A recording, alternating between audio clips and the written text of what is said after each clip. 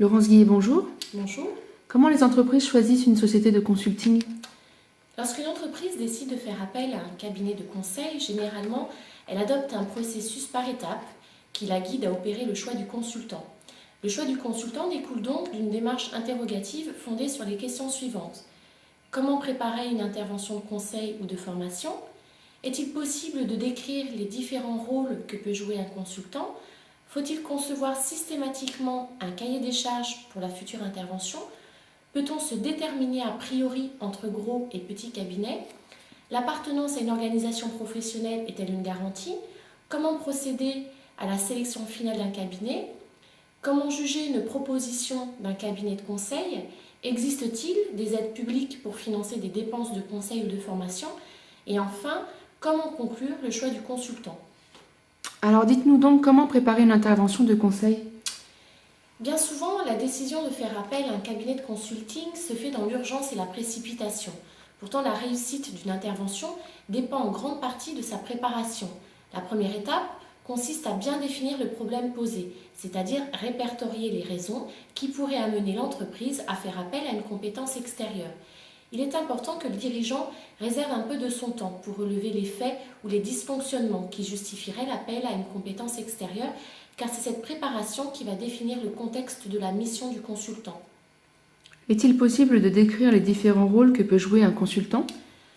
Un consultant peut se borner à un rôle de conseiller qui fait faire, ou à l'opposé fait lui-même, à la place de l'entreprise.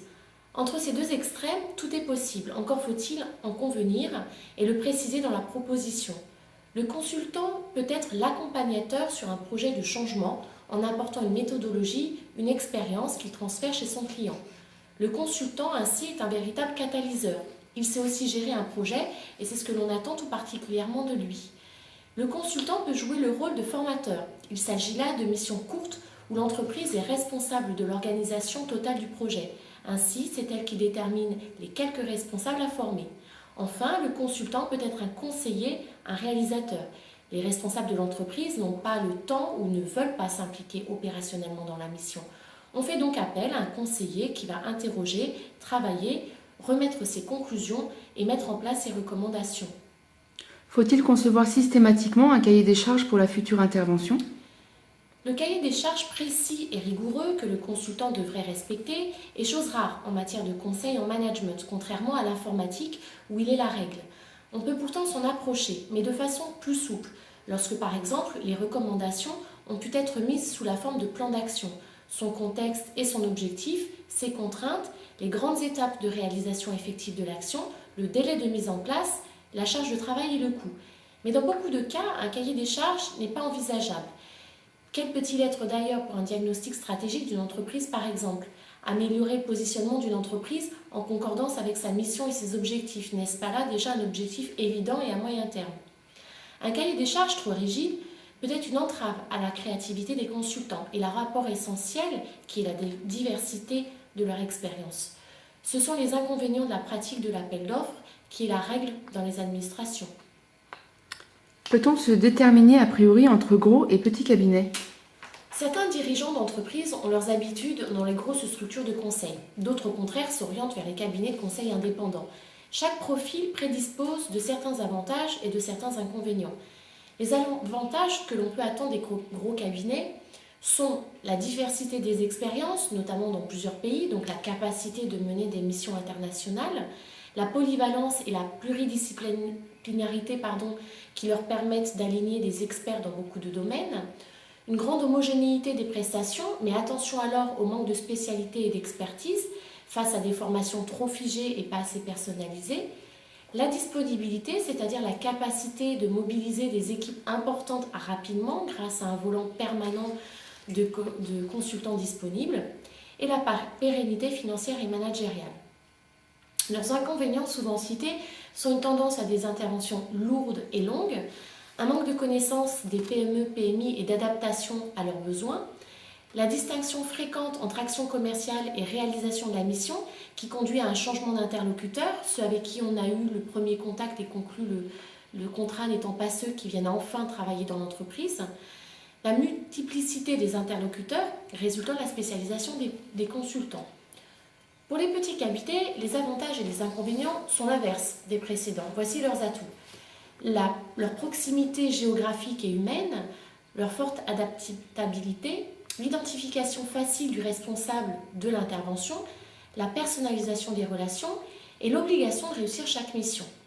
Leurs inconvénients sont leur moindre disponibilité, leur forte spécialisation, souvent parée d'ailleurs par des alliances et des partenariats, et l'impossibilité d'agir sur une grande échelle, sur des projets à envergure internationale par exemple. Comment appréhender le coût d'une mission de conseil? Le prix d'une mission n'est pas le seul critère de jugement d'une proposition d'un consultant. Le temps facturable est le temps total consacré par les consultants à la réalisation d'une prestation. Il comprend le temps passé dans l'entreprise cliente, au siège du cabinet, et ailleurs, sans oublier les temps de déplacement quand ils sont importants. Syntec publie un indice mensuel permettant d'actualiser et de réviser les marchés et contrats conclus par des moyennes ou longues durées.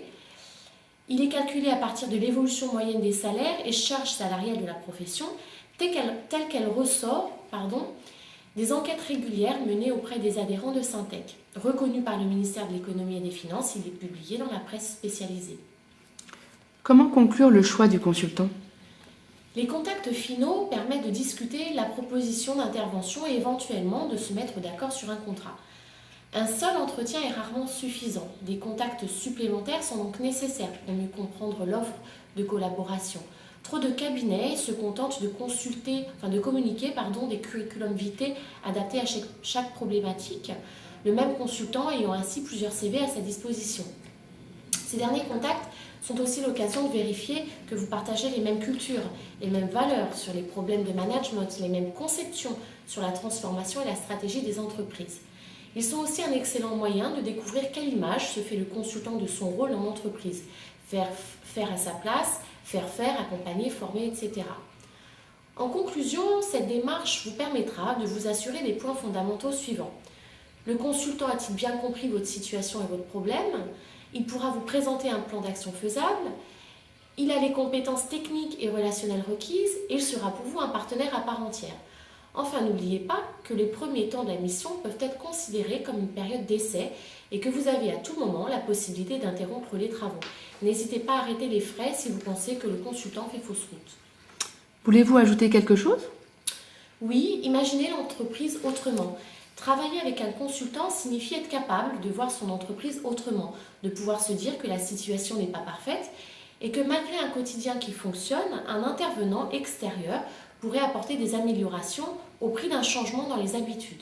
Pour travailler efficacement avec un consultant, il faut pouvoir se détacher de ses certitudes routinières, se tourner humblement vers l'extérieur et savoir fertiliser les résultats au sein de l'entreprise. Faire preuve simplement de tolérance et d'intelligence.